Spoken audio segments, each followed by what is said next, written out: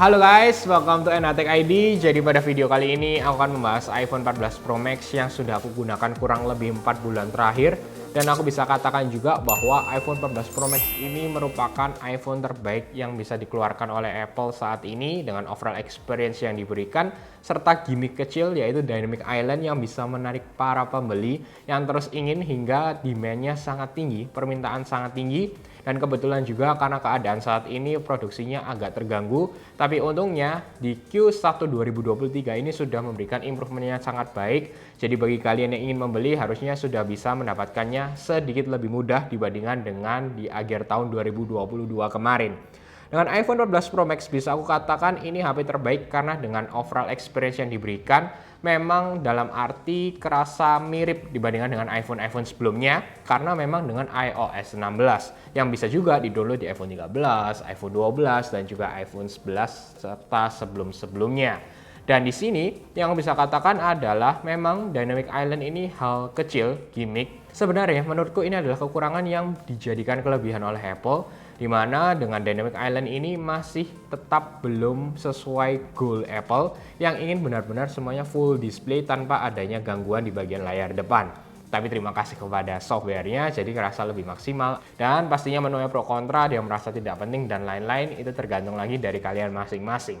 Nah, di sini yang aku ingin katakan sebenarnya sebagus-bagusnya, tapi dibandingkan dengan akhir-akhir tahun ini, HP sudah mulai gini-gini aja. Dalam arti ini iPhone 14 Pro Max. Kalau kalian bandingkan 13 Pro Max, 12 Pro Max, bagian belakang yang terasa paling gede hanya di bagian kameranya. Tetapi secara garis besarnya sama.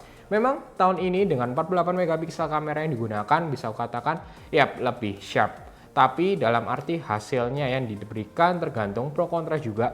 Banyak juga yang dikatakan dan juga di-share juga oleh salah satu YouTuber terkenal ImkiBHD bahwa computational fotografi yang diberikan di kamera app Apple kadang terlalu sharpening, dalam arti kurang baik dan kurang oke aja, padahal dengan kamera yang lebih baik. Nah, ini tergantung lagi dari penggunaan kita dan juga dengan apa sih yang kita suka dari hasil foto.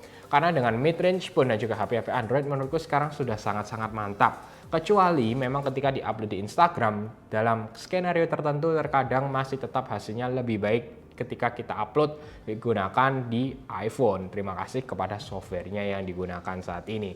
Dalam arti gini guys, jadi kerasa aja memang ini bisa aku bilang bagus, bisa aku katakan juga hampir sempurna yang bisa diambil di akhir 2022 dan awal tahun 2023 sampai nanti iPhone 15 yang akan keluar. Hanya saja perubahannya ini sudah mulai bosan, dalam arti aku pun mulai bosan dan aku nggak ada kerasa bahwa ini hal baru yang aku dapatkan jika dibandingkan dengan iPhone 13 Pro Max ku sebelumnya.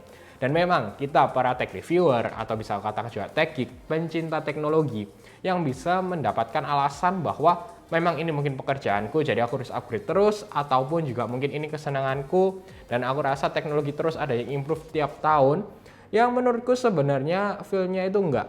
Simple aja. Hasil foto, menurutku jika kalian bandingkan head to head, memang sedikit terlihat dalam skenario tertentu.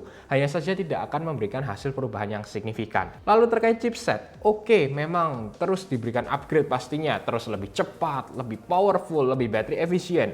Ya, aku kalau misalnya gunakan untuk Instagraman aja, untuk TikTok kan, jarang gaming. Pastinya nggak akan merasakan feel yang sangat signifikan dan bahkan tidak ada perbedaannya jika dibandingkan dengan mungkin 1-2 tahun sebelumnya HP-HP yang menurutku masih sangat baik.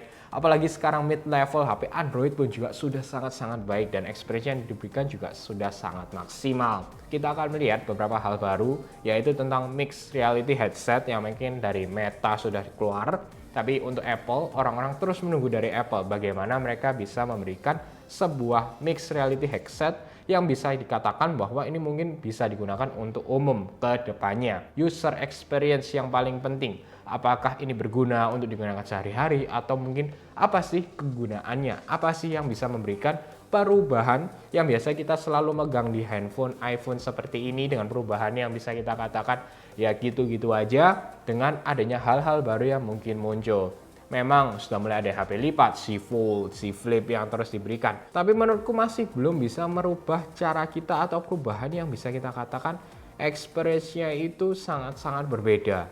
Yang bisa aku rasakan simple, dulu waktu zamannya BlackBerry, lalu aku masuk ke iPhone, itu kerasa sudah berbeda. Jadi ada experience yang benar-benar terasa berbeda. Tapi untuk saat ini menurutku masih belum, dan memang untuk perubahan Android dan iOS yang cukup landai, dalam arti tidak terlalu adanya perubahan-perubahan yang bisa membuat kita lebih merasa bahwa teknologi ini sangat-sangat menarik yang akan kita harus beli. Jadi sekali lagi, iPhone 14 Pro Max ini bukan HP yang jelek, ini tetap HP yang bagus, HP yang menarik, bisa kalian beli dari Apple di tahun 2023 awal ini sambil menunggu mungkin bagi kalian yang menunggu Android S23 series yang akan hadir dalam waktu dekat. Tapi secara garis besar tetap saja menurutku ini tidak ada perubahan signifikan dibandingkan dengan iPhone 13, iPhone 12 sebelumnya terkait experience-nya yang aku tidak merasakan signifikan. Yap, itu sih yang ingin share. Jadi perubahannya ini tergantung dari user experience-nya, apa sih yang kita rasakan. Simple aja, Apple juga sudah mulai membandingkan chipsetnya dibandingkan dengan kompetitor, tidak dengan chipset dari Apple sendiri, karena perubahannya sudah tidak maksimal juga terkait CPU dan GPU-nya. Lalu yang terakhir terkait info terbaru, rumor yang akan digunakan di iPhone 15 Pro Series memang akan memberikan pastinya upgrade CPU dan GPU, tapi titik utamanya yang diberikan adalah terkait battery efisiensi untuk mengurangi penggunaan baterai, tetapi dengan performa yang sama atau bahkan lebih baik. Jadi saat ini mungkin kalau untuk HP sekitar 3 tahunan lah untuk upgrade baru akan terasa perbedaannya, dan menurutku tetap masih untuk saat ini ya, jika dibandingkan dengan 13 lalu dengan 12 dan iPhone 11 mungkin tidak terasa terlalu signifikan karena juga iOS-nya sama. Hanya saja balik lagi ke kalian sendiri, bagaimana kalian menyukai penggunaan handphone kalian, experience yang ingin kalian dapatkan, dan juga dengan berapa yang mau kalian spend untuk sebuah handphone, hingga kita menunggu sebuah perubahan yang akan datang, bagaimana tentang teknologi, khususnya apa sih pengganti handphone yang akan memberikan experience jauh lebih baik yang akan datang. Jadi aku nggak sabar juga bagaimana sih nanti kita akan lihat perubahan teknologi yang akan kita dapatkan di beberapa tahun yang akan datang, dan ekspektasiku sih mulai tahun ini kita akan sudah mulai melihat beberapa cahaya baru terkait teknologi, khususnya pengganti handphone yang ada saat ini. Baik, bagaimana menurut kalian? Langsung saja komen di bawah, kita bahas bersama tentang apa sih perubahan teknologi, serta mungkin tentang iPhone 14 Pro Max, dan apa yang mungkin kalian ingin tanyakan nih. Kalian langsung saja komen di bawah, kita bahas bersama. Oke, semoga kalian suka dengan video ini. Jangan lupa untuk share, like, subscribe, dan sampai ketemu di video selanjutnya.